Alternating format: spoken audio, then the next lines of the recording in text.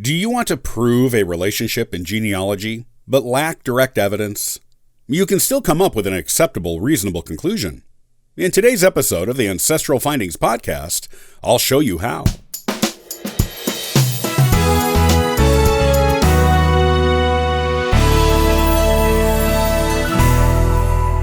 Sometimes the direct proof we need just isn't there in genealogy.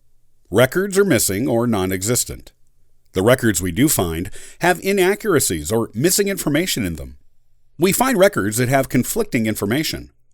It can be frustrating when we can't directly prove the relationships we need to prove for our research.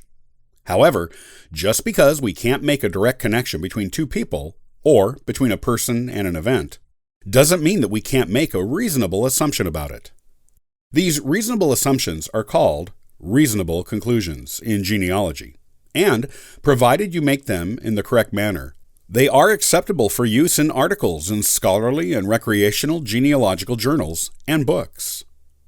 The Board of Certification of Genealogists even accepts well-done, reasonable conclusions as a legitimate means of conducting genealogy research.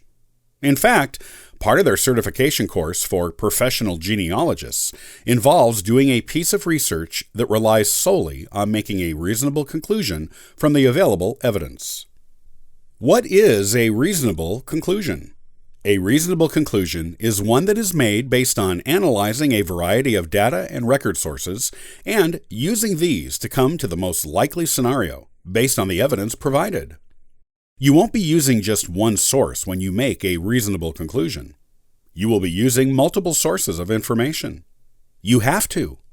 If you use just one piece of information, it will only tell you what is on that record, and the information may be inconclusive. You need more than that to come to a reasonable conclusion. Examining and comparing different sources of information will give you a bigger picture of what is going on with your ancestors. You may find some conflicting information. You may never find anything that directly points to one person as being connected to the other. The important thing is to compare the evidence and decide where it seems to be leading you. You also have to consider the reliability of the various pieces of information you are examining.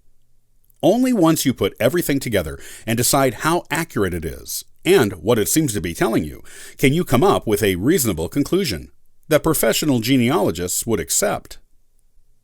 How do you put together different information sources to reach a reasonable conclusion? Well, first, you must consider the reliability of the information you're examining.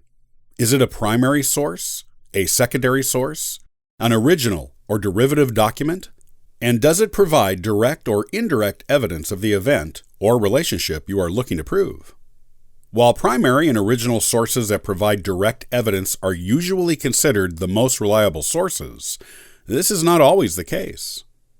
Take into consideration who provided the information. Was it a minister who married a couple on a record made at the time of their marriage? Or was it written down in the family Bible years after the fact, maybe by a child or grandchild of the married couple you are studying? If it was written down by someone who wasn't there, it can be subject to error.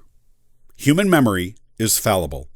And even if the grandparents told the grandchildren when and where they were married, that information may have been forgotten or corrupted in their memory by the time they get around to writing it down in the family Bible or some other family record.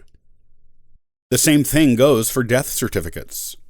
While the date of a death is pretty reliable, because it was recorded by the attending doctor or other person present at the time a person died, other information on the certificate may not be as reliable. For example, the descendant's birth date and place, and the names of their parents may not be correct, as this information is provided by someone who was likely not present at their birth, unless the descendant was a child, and may or may not have known the descendant's parents. Take a look at the name of the informant on the death certificate and try to determine their relationship to the descendant. Are they related closely, distantly, or not at all? Does the information they provided conflict with other information you have? If so, look at the origins of your other information. Does your additional information have more reliable sources? If so, you may want to put more weight on those sources regarding the birth date and the names of the parents than the information provided on the death certificate. Comparing information like this and examining its origin and reliability is key to establishing a reasonable conclusion in genealogy.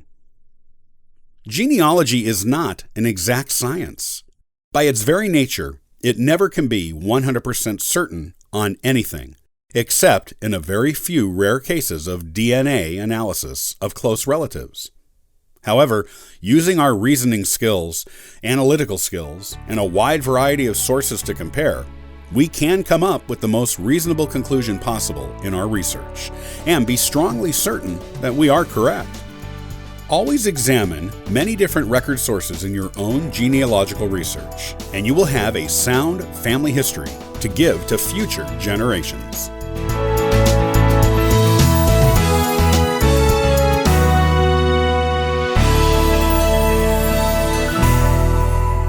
Are you starting your Canadian genealogy search and aren't sure where to find the good record sources? In the next episode of the Ancestral Findings Podcast, I'll show you the top Canadian research sites online. To learn more about genealogy and sign up for our weekly giveaway, visit ancestralfindings.com. Copyright by Ancestral Findings, all rights reserved.